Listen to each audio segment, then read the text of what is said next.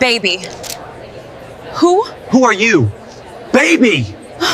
Who are you? Nancy walked into that conference hall like the room owed her something. Gold-tinted hair swept to the side, dark skin reflecting nourishment and moisture. Her dress was deep green with a black fashionable beret. Dress was fitted at the waist, flaring slightly at the hip, heels clicking against marble, badge in hand, head up. She was reaching for the lanyard stand when she heard the voices. From her left, baby. From her right, baby. She froze. Both men stopped, turned, looked at each other over her head with an uncertain expression that could crack glass. What did you just call her? The voice on the left was low, controlled, and dangerous. What did you just call her? The voice on the right retorted back slower, heavier. Nancy's lanyard slipped from her fingers and hit the marble floor. Who are you? Hyun Woo-shin said, blue eyes sliding from the other man to Nancy and back again, jaw so tight you could see the shift in his cheek. The snake tattoo on his neck sat very dark and very still against his skin. No, said James, and he was not smiling, not even close. Who are you? Every person within 10 meters had stopped pretending to look at their phones. Nancy opened her mouth, nothing came out, not a syllable, not a breath. She looked left, she looked right, she looked at the marble floor where her badge was lying face up like a piece of evidence at a crime scene. Hold up, hold up, hold up, because this right here, this catastrophe unfolding in real time in the middle of a Seoul tech conference with two beautiful men staring each other down and Nancy Adeyemi standing between them, looking like she wanted the earth to open and swallow her whole. This story started long before this conference hall, long before either of these men, long before any of this. This started with Fancy Nancy. Subscribe right now if you are new here, because I promise you, you do not want to miss a single second of this. They called her Fancy Nancy before she was old enough to have an opinion about it. Growing up in Lagos, then London, then everywhere her father's work took them, Nancy Adeyemi was always the girl who showed up put together and fashionable, not because she was trying, because it was simply who she was. The right shoes, the right bag, the right word at the right moment. Her parents had money, and they spent it with intention, and Nancy moved through the world with so much confidence, just like someone who had never had to wonder whether she belonged somewhere. Her father used to pull her mother onto the kitchen floor and dance with her on Sunday mornings while the radio played and breakfast burnt on the gas cooker. Her mother would protest and laugh and lean into him anyway, every single time. Nancy sat on the kitchen counter as a little girl watching them and decided, very privately, that this was the only thing she actually wanted from life. Not the money, not the schools, not the career that everyone kept mapping out for her. Just that. Someone who would look at her like her father looked at her mother. At 24, she founded her company and became the CEO of a tech firm in Seoul. Grace, who had been her best friend since high school, called her screaming, CEO, Nancy, you are a CEO. I start Monday. I do not have time. At 24, do you know what that means? It means I will never sleep again. It means you are the girl, the main character, the Grace, breathe. She was extraordinary at the job, sharp in boardrooms, respected in the industry, the kind of woman other women pointed at quietly and said, watch her. Everything was in order. Well, everything except love. Her first boyfriend had been a lesson she learned fast and moved on from. The cheating, the apology she did not accept, the 2 weeks of crying, and then the decision to simply stop giving him any more of her time. Done. Next. Then came Samson. Samson was steady, reliable, the type of man her mother approved of loudly and immediately. They were together for 6 years. 6 years of routines and comfort, and the quiet assumption that this was simply the shape of her future.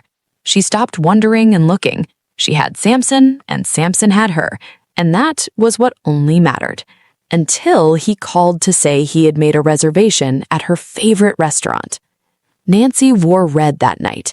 She sat across from him, watching him fidget with his napkin and his water glass and the edge of the tablecloth, and thought, he is nervous because tonight is the night.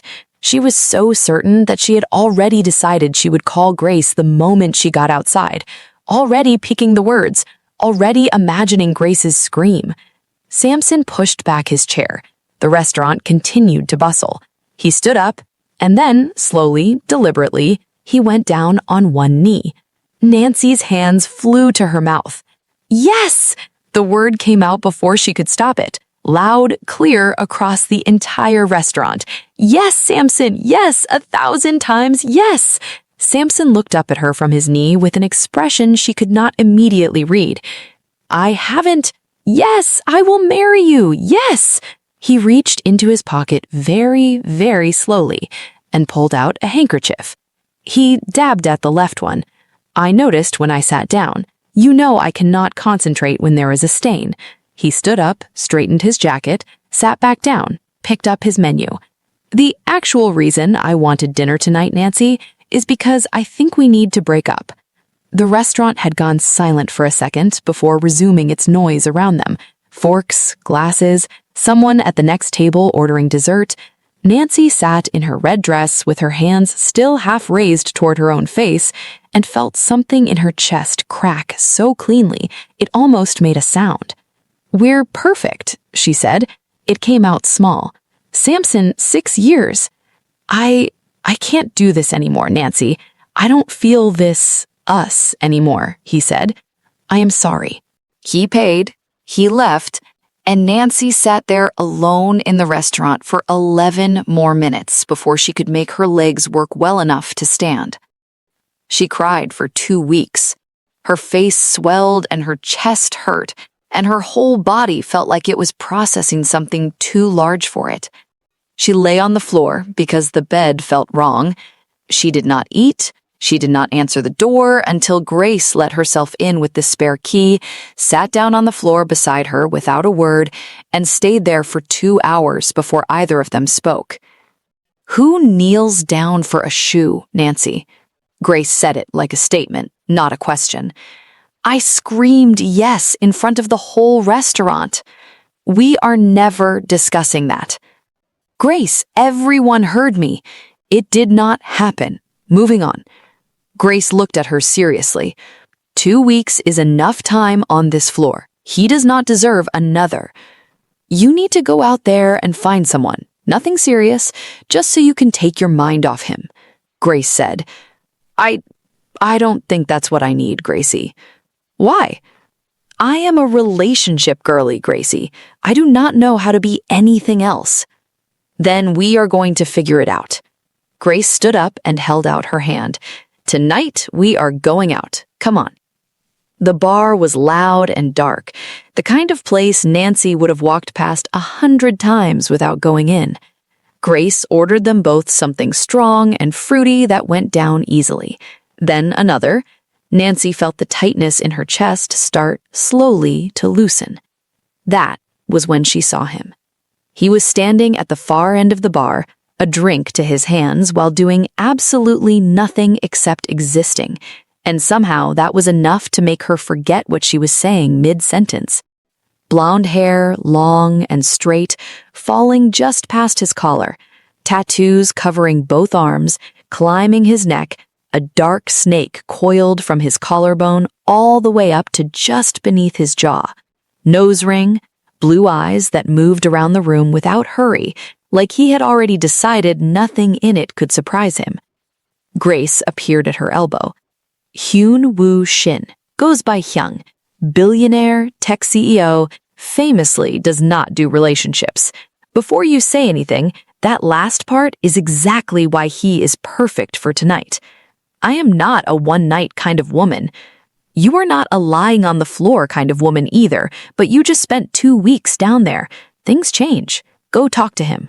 Grace gave her a small, firm push. He looked at her when she approached, the way he looked at everything, without urgency, like he was deciding. Then something shifted, and he smiled, slow and small, and said, "You have been staring at me for 4 minutes." "I have not." "You have. I was waiting to see how long it would take you to come over. That is incredibly arrogant. Am I wrong?" She opened her mouth, closed it. He laughed just once, low and quiet, and somehow that single laugh sent electricity down her spine. They talked for an hour at that bar.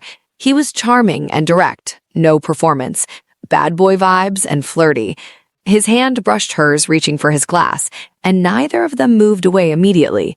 He leaned in to say something close to her ear because the music was loud, and she was acutely aware of exactly how close he was and exactly what that was doing to her focus. They ended up in a steamy situation at his place together all night. She did not go home until morning. She stood in her apartment doorway in last night's dress and told herself clearly, firmly, once, this was a one-time thing, a grief exorcism, nothing more. She believed that for about 2 weeks. Then she met James. It was a Saturday, her breakfast place, the one she went to every week without fail. He walked in and held the door for the woman behind him, politely, like a gentleman, and when he caught Nancy noticing, he smiled, warm, unhurried. James Carter, American, in Seoul on a long-term contract. They talked for so long that the breakfast crowd cleared and the lunch crowd came in, and neither of them noticed until the waitress came by for the third time with pointed patience. He texted that evening. She smiled at her phone for slightly longer than was reasonable. Their first date was the Han River in the late afternoon, walking slowly, talking about everything and nothing. He was easy to be around, where silence with them does not feel like something that needs filling. Second date was jazz. Third was his apartment, burnt rice, and delivery eaten on the kitchen floor at 9 in the evening, both of them laughing about something she could not even remember afterward, just the laughing itself staying with her. James made her feel steady, seen, like he was actually listening, not waiting for his turn to speak. But something was missing. And then, 3 weeks after the bar, she walked into an industry event and Hyun Woo Shin was standing across the room. He saw her the same moment she saw him. He waved, showing his killer, flirty smirk, but he did not come over immediately, just looked at her from across that room with those blue eyes and that small, unhurried, almost smile, and Nancy's entire nervous system betrayed her completely. He made his way over eventually, slowly, like there was no rush, because of course there was no rush. "I thought this was a one-time thing," she said when he reached her. "Did you? The universe must be playing cards." He picked up a glass from a passing tray without breaking eye contact. "I told myself that." "How did that work out for you?" "Not bad," she said, biting her bottom lips. There was something about this man that makes her feel things. They left the event early. They had another steamy session, and she did not go home until noon the next day. And this time, she did not stand in her doorway and tell herself anything. She sat on her couch and called Grace. "You saw him again?" "I did not plan it." "Nancy, I did not plan it, Grace. It was an industry event. He was just there." "And?" Long pause. "And we went down," Nancy said, in a voice that communicated everything. Grace was quiet for a moment. "Girl, you are bad." "You are not helping," Nancy rolled her eyes. "Men are not to be trusted, Nancy, so what I think you should do is to explore both. Double dates, different lives. May the best man win." Nancy should have said no. She knew it then. But Grace laid it out with such calm, sensible-sounding logic. Men are not loyal, you have evidence, protect yourself. If one walks away, the other stays, just until you know. And Nancy was just out of a 6-year relationship that ended because he wasn't feeling things and she was tired, so she agreed. So it began. With James, she was the version of herself she recognized. They cooked together badly, and neither of them cared. They went to galleries on Sunday afternoons and stood in front of paintings debating things they knew nothing about with complete confidence. He texted her good morning 3 days in a row, and on the 4th day, she texted him first. He noticed, didn't make a big deal of it, just said good morning back, with a warmth in the words that she could feel through the screen. One evening, sitting on his couch, conversation drifting into the personal, feelings floating, and just when James was about to kiss her, "I am a virgin," she blurted out. James blinked. She pressed forward desperately. I'm waiting for the right person. I take it very seriously. Right person, girl. You are no damn virgin. Just say you want Hyung. He looked at her with so much quiet respect that she wanted to dissolve directly into his couch cushions. I think that is admirable, he said gently. We go at whatever pace you need. She thought about that sentence for a week, but pushed it aside. With Hyung, there was none of that softness, and she did not need any. He picked her up at 8 in the evening and did not tell her where they were going. He cooked good food, standing at his kitchen counter with sleeves pushed to his elbows, the tattoos on his forearms dark and detailed, talking to her over his shoulder like she had always been in that kitchen. He plated the food like presentation mattered, and then ate standing up at the counter because he said the table was too formal. You are very beautiful, she told him. And you are extremely mesmerizing, he said, licking his lips. She stayed until 3 in the morning, sitting on his counter, eating fruit from the bowl, swinging her feet, and he stood across from her with his arms folded, watching her talk with that expression he always had. But in his mind, he was going crazy. He could listen to her speak all day. He reached across once to tuck a piece of her gold-tinted hair back from her face, slowly, not looking away, and she went very still, and he left his hand there a moment longer before letting it drop. Said nothing, went back to his drink like nothing happened. She talked about it to Grace the next day with her hands covering her face. I cannot explain it, Grace. He just does this thing where You like him. I like James too. You like James, Grace stirred her coffee. You are losing your mind over Hyung. Those are different things. That is not fair. I said what I said, Grace echoed. A month in, they were in Hyung's kitchen again at 2 in the morning, Nancy eating his leftovers without asking, him watching her the way he always did. And he said, without preamble, without softening it, I want this to be real. She put the fork down. I do not do this, he said, but I want you, Nancy. I have not done this in a very long time, but I want this to be something. You make me feel things, and when I am not with you, I can't help but think of the things I want to do to you. The snake tattoo on his neck shifted slightly when he swallowed. Hyung, she blushed. You do not have to answer now. He looked away briefly, jaw tightening. I just need you to think about it. She went home and called Grace at 2:30 in the morning. He said he wants a relationship. Hyung Woo Shin said that? With his actual mouth, Grace, he said it. Okay, Grace's voice went strategic. That changes nothing. That actually just means you need to decide faster. James also wants something real. You have 2 men who are serious about you. Pick the best one. I cannot hurt either of them. Then stop dragging it out. She told herself she would choose by the end of the week. Then the week ended, and she told herself the following week. James brought her coffee to her office once, just showed up with it, exactly how she liked it, and smiled and left without making it a whole thing. That evening, Hyung sent her exactly 2 words, come over, and she went. And thus, another freaky night. She was juggling, and she was exhausted, and she was starting to feel the whole thing tilting under her, and she could not figure out which way to lean. Then came the conference. She had prepared for it for weeks. Major tech summit, her firm was presenting. She walked in that morning feeling sharp, feeling ready, reaching for her badge at the lanyard table. Baby. Baby. The word from both sides, simultaneously.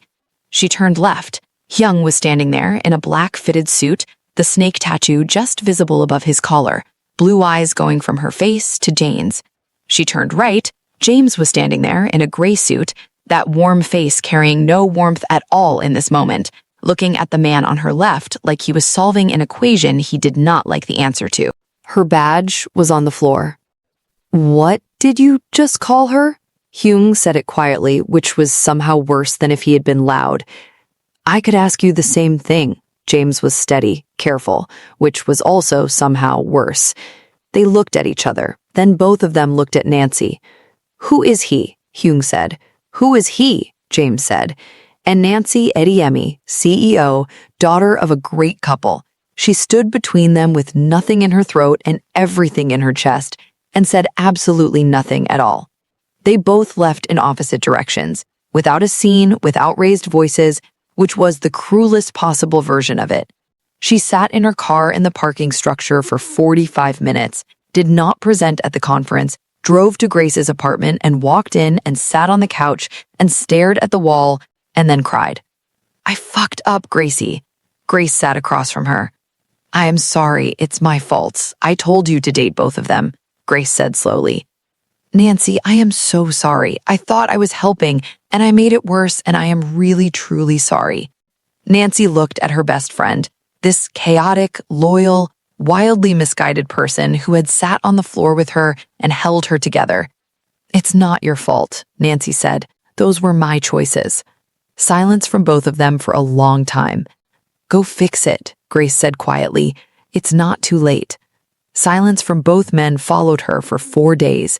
No calls, no texts. She checked her phone so often it became embarrassing. She put it face down, picked it back up, put it down again. She went to James first.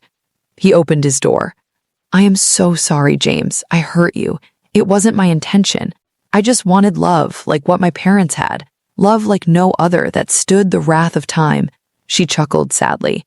"But I was always unlucky. I decided to forget love for a minute and just flirt. Then I met 2 beautiful men. I was confused. I thought I was doing the right thing by keeping you both. But I hurt you both. I made terrible choices. Lost you both." He listened to every word, let her finish completely. "Thank you for saying that," he said. "I forgive you." She nodded with tears. "Thank you, James." Then she turned. "Nancy." She stopped. He leaned against his doorframe and looked at her with those honest eyes.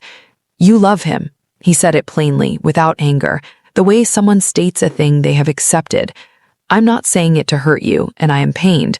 I saw it. You weren't fully immersed in what we have. It's like you search for someone else in my eyes. I noticed.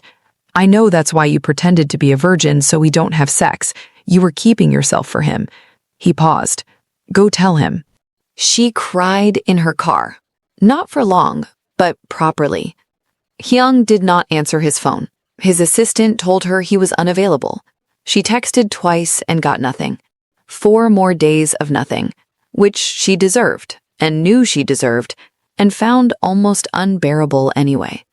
Tuesday evening, her apartment, cold tea, a novel she had been staring at for an hour without reading. The intercom buzzed. She pressed the button. "Yes?" Silence. Then his voice, low and unhurried as always. "It is me." She buzzed him up without saying anything else. He came through her door and stood there and looked at her, and she looked at him, the blonde hair slightly less perfect, the snake tattoo dark against his collar, the blue eyes doing that thing they always did, where they gave away less than they were feeling, but not quite nothing. "James came to see me," he said. She went still. "He came to my office, told me everything, all of it."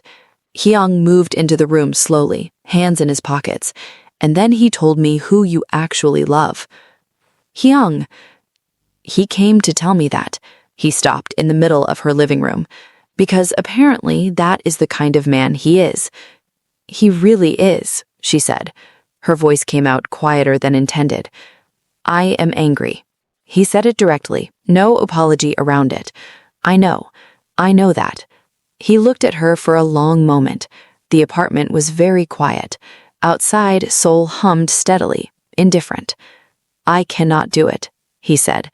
"I tried to walk away, and I cannot. 2 weeks, and I could not do it." He exhaled. Something in his face shifted, more like it had stopped pretending not to feel things. "I stopped being a no-relationship man the minute I sat in my kitchen and told you I wanted more. I stopped before I even said it out loud." Nancy crossed the room. She stood in front of him, and he looked down at her, and she looked up at him, and the air between them had that quality it always had, that particular electricity she had never been able to talk herself out of. "No more double dating," she said. "No more double dating," he repeated. "I love you." She said it clearly, no decoration. He reached up and tucked her hair back exactly the way he had done in his kitchen that first night, slowly, holding her gaze, his thumb resting at her jaw for a moment. "I love you more," he said, like it was a fact he had known for a while and was only just saying. She kissed him. He kissed her back with 2 weeks of missing her in it, one hand at her waist, and she stopped thinking about anything else at all. In the corridor outside Nancy's front door, Grace had both hands pressed hard over her mouth. She had come to check on her best friend. She had arrived at exactly the wrong moment to knock. She had heard everything through the door and was now standing in the hallway, vibrating from head to toe, eyes squeezed shut, biting down on a scream that was threatening to take the walls off. She lasted approximately 4 seconds. "Oh, yes," she whispered. It came out with the energy of a woman who had been holding that in for 20 minutes. "That is exactly what I'm talking about." She did a single, silent fist pump in the empty corridor, fixed her face, walked away. And across Seoul in a quiet apartment, James Carter poured himself a glass of something good, put music on, and smiled at the middle distance for no reason anyone could see and every reason anyone would understand. Nancy, who had everything, who wanted the kitchen dancing and the Sunday mornings, and someone who would choose her even when they were angry, who finally had exactly that. If you enjoyed this story, leave a comment right now telling me which moment got you the most. Subscribe if you have not yet. Don't forget to hit that like button and share with someone that resonates with this story. And finally, let's talk about James. Isn't he such a lovely man? Nancy can have Hyung, but I want James to myself.